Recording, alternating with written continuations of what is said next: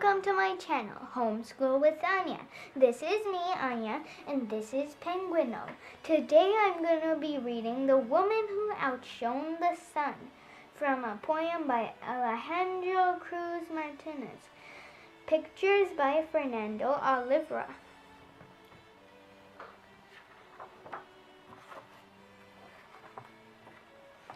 The day Lucia Zenteno arrived, everyone in the village was astonished.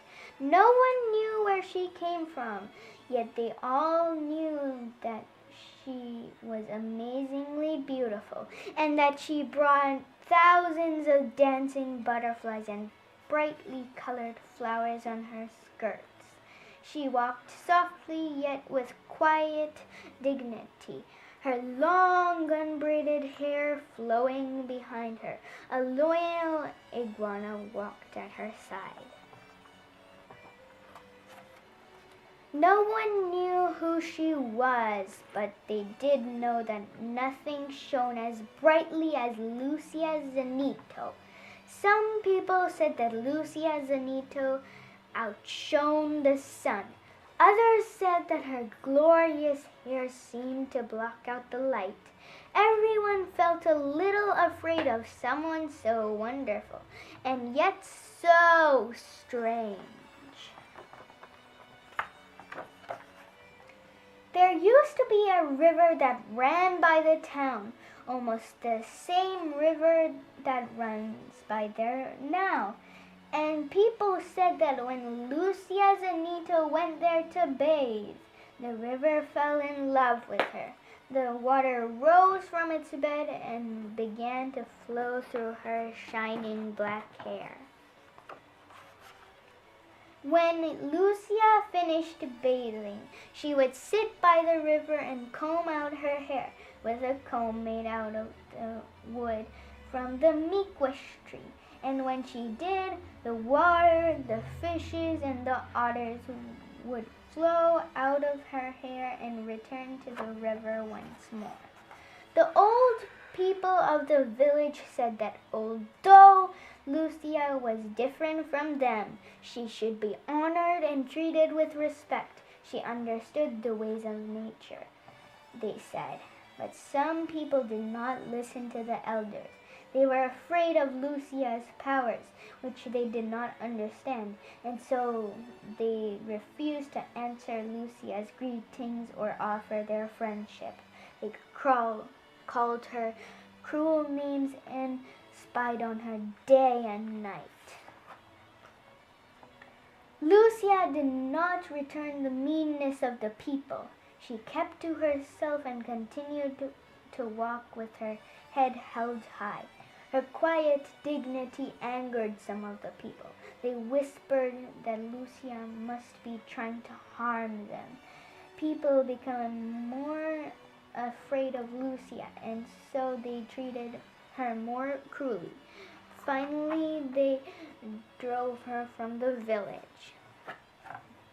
Lucia went down to the river one last time to say goodbye.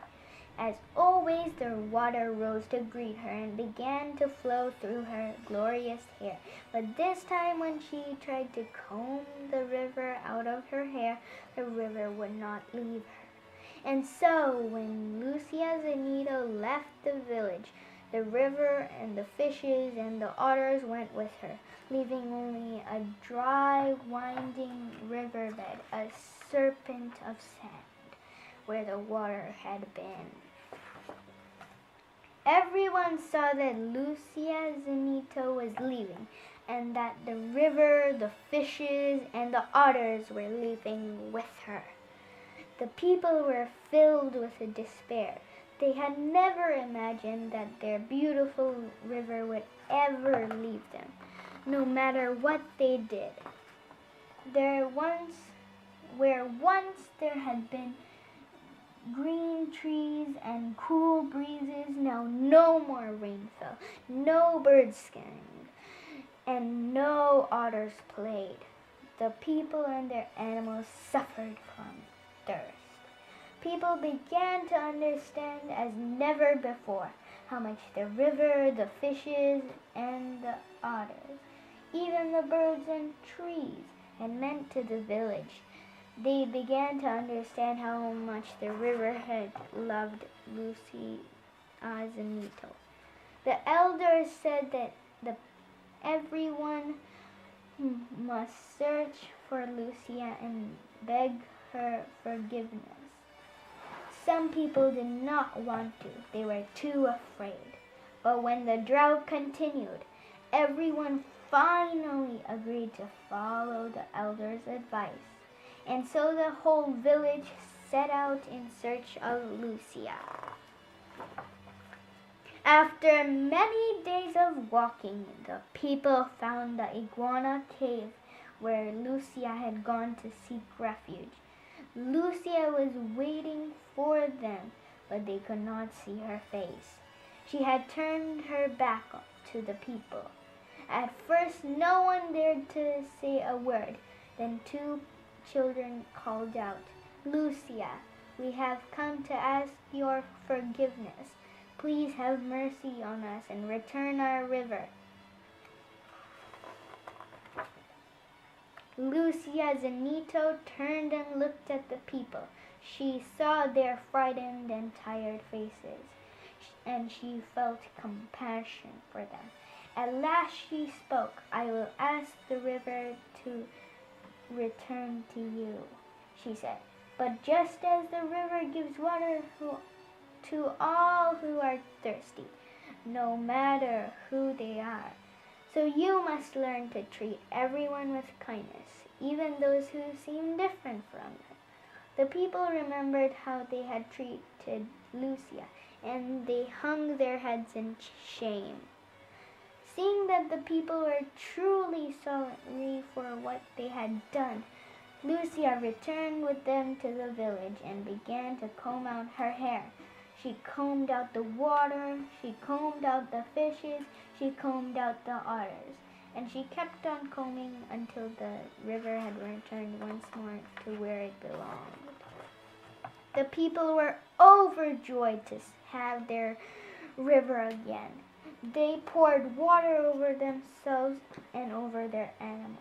They jumped into the river and they laughed and cried with happiness.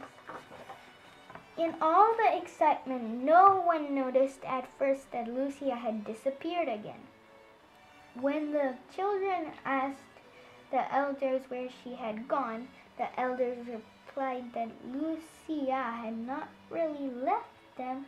Though they would not be able to see her, she would always be there, guiding and protecting them, helping them to live with love and understanding in their hearts.